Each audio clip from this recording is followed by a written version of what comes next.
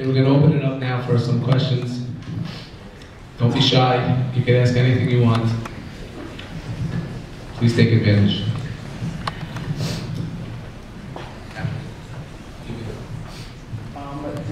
What did your parents tell you before the war started as Hitler was starting to rise? Yeah, sure. The question was, what did your parents tell you before the war, before the actual war happened, as things were getting bad? What did your parents tell you before about what was happening in Europe?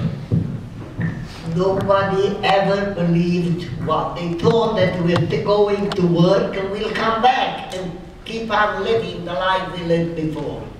Nobody even could imagine that this could happen. We believe that this is just a part of the changing part.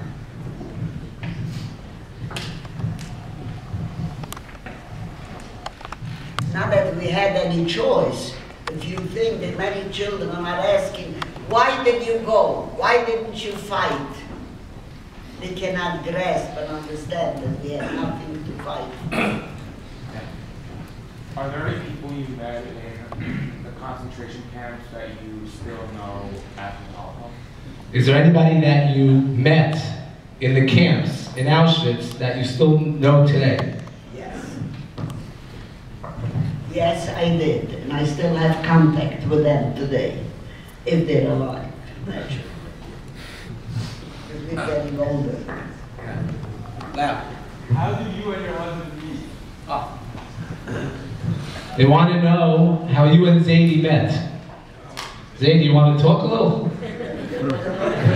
Zadie's very smart. There was this old lady who knew my family, another old lady who knew his family. They thought that this would be a right shidduch, and it worked. Yeah, ask him. How many family members did you lose? Okay, they want to know how many family members were lost, approximately. Probably more. About, I imagine, in the immediate family, we were large families, about 70 souls that were lost. We remained 3 from my family, my sister who saved me, and a brother, but they're not alive anymore, only their children. My son Tzvi happens to be named for Bobby's brother. Yeah. Did you stay connected with your sister throughout your experience in the camps? We asked through the camps? Yes. I want to know if you stayed connected with your sister while you were in the camps. Maybe you can tell me all that after. Well, naturally, that was the only thing I had, is my sister. She saved my life, but unfortunately, I could not save hers, because she passed away here in America after having 4 children, because the concentration camp, she had a rheumatic fever. They didn't do anything there from the ditches that she was, so her heart was damaged. She passed away here in America at 51. Bobby will never say it, but Bobby, she said she couldn't save her sister, but she did raise her sister's 4 children. Yes. So they did move into Bobby and Zadie's house, and Bobby and Zadie raised her sister's 4 children. My sister and brother-in-law who lived in South America, there were no yeshivas there. He was a great Talmud Chacham, my brother-in-law. He sent his children to me. One was 10, one was 11. They went to yeshiva here. I raised them, and then the girls came. I married, after they passed away, I married them off. I did everything possible as a mother could do for the children. Yeah. How did you survive the labor camps when you were so young? They want to know how you survived the labor camp. The Russians came and liberated the area we were at. There was a 2-week, very, very difficult time while the Germans retreated, so we were hiding in the forest till the Germans passed, and then the Russians liberated us.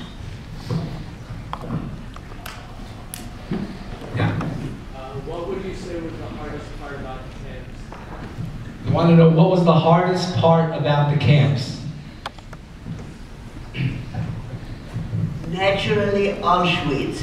Auschwitz, we had to stay for hours, Zählerpelle coast, morning and night. They were scared that somebody escaped, so they counted, recounted. God forbid one was out somewhere. We were not allowed to move until they found that person. Yeah. How long did you stay in Auschwitz? How long did you stay in Auschwitz? Well, I would say about 6 months in Auschwitz, and then we were deported. We went to a working camp, which was a little better, and that's where Salzwedel it was called. That's where we were liberated by the Americans after the war. All around we were over a year, which was naturally, you could not imagine what that meant, over a year, but for the Polish people, that was nothing. They were there 5 and 6 years. When we arrived, we thought they're inhuman, the way they behaved, but after a while when we were there, we understood. Yeah.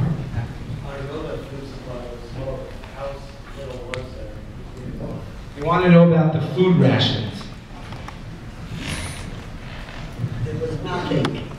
We got a little bit of so-called coffee, hot water in the morning. Then we got for lunch a piece, some kind of a soup, which was also pure water, and a small piece, just much, of, it was called bread. You would have called it soap. That's how it looked like. And if you have to, if Hashem wants you to survive with all that, we are here. Yeah, I do. Yeah.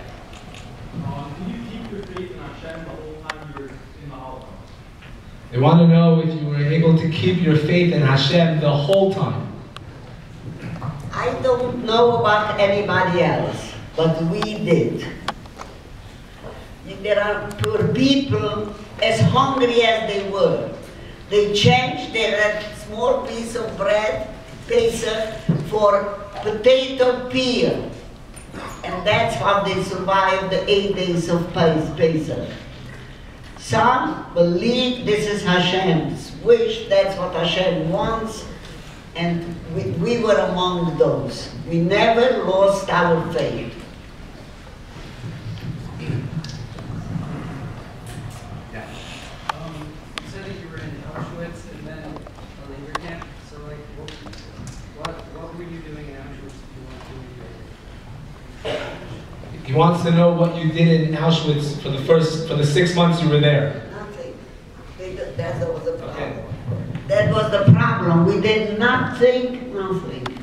Just sat for hours in the morning, hours at night at Zählerpelle. They were waiting actually if they needed us, it was our luck, to work in camps. Because the man had to go to the army, so they need work power. When they took us from Auschwitz, we went to an ammunition factory. And that's where we worked at night. As a matter of fact, I want to tell you a story that I had with my granddaughter, Talia. I took her once to a museum, and there was a story there about this kid who wrote it. And she said, "Bobby, what did you do in concentration camp?" I said, "I made ammunition." She said, "And you made them well?" I said, "I had no choice. The SS was next to me." She says, "Do you realize," she was 6 years old, "do you realize you made them well to kill your own people?" I think from a 6-year-old that was something special. How did you find out that the war was over? How did you find out that the war was over? The SS started to run away from our camp. And we had some French, what do you call it? Prisoners of war. Prisoners of war, not far. And they sent us a message: stay strong because the war is over. And that's how we knew. And then when we realized the camp was empty, the SS left, the Americans came in. They came in into the camp. And we were free. How long did it take you to discover some of your family after the war? And what did you do? How long did it take for you to realize after the war that some of the family had survived? We did not know, my sister and I and some cousins were there. We did not know for quite some time until my brother found out, or my husband's aunts, that they're in Bergen-Belsen. That's the only way. Somebody came, there were no letters, no telephone. Somebody came and said, you know, I saw your brother there, or I saw your sister. And that's how we found out. And we got together. We ran away from the Russians, from Salzwedel to Austria. And in Austria, we made their alive, everything was kosher, back to normal, as much as we could. And then there was this captain, a frum person from France, from Strasbourg. He came to us and he took us to France. From there, everybody could immigrate wherever you could. What was the daily agenda? Like, you know, Okay. Zaidi, they want to know what the daily agenda was in the labor camp, what you did in the labor camp. We got up early in the morning and they gave us some kind of a breakfast, and then we went up the mountain and built their telephone cables, and then 2 months later they took us to build some railroads, and they kept transporting us from place to place the way they needed the work. What was the largest scale miracle you experienced in the camp? Every day they couldn't understand, what are you? We said, we are vegetarians. We had eggs, what could we have? Half-boiled eggs, sardines, and they just couldn't understand. Don't you realize this is filet mignon? We realized it, but we couldn't eat it. Okay, we're going to have two more questions. Two more questions. Yeah. How did you find out that 6 million other Jews died? How did you find out that 6 million other Jews perished in the war? I was in a prison during the war, way before liberation, and some Hungarian sergeant brought back 2 Jewish boys dressed in Hungarian uniforms, and these boys told us there is no Jews left, forget it, there is no women, there is no men. This was 6 months before liberation, and we were under the definite impression that we are the only ones that survived. Okay, last question. Small. Did you guys ever have opportunity to escape from the camp? They want to know if there ever was an opportunity to escape. No. There was no such thing, not for us. The electric wire. The electric wire, right. There was no such thing. The opportunity that some people took is when we went on the train to Auschwitz, some jumped out. And some were killed and some survived. But for us, there was no other opportunity.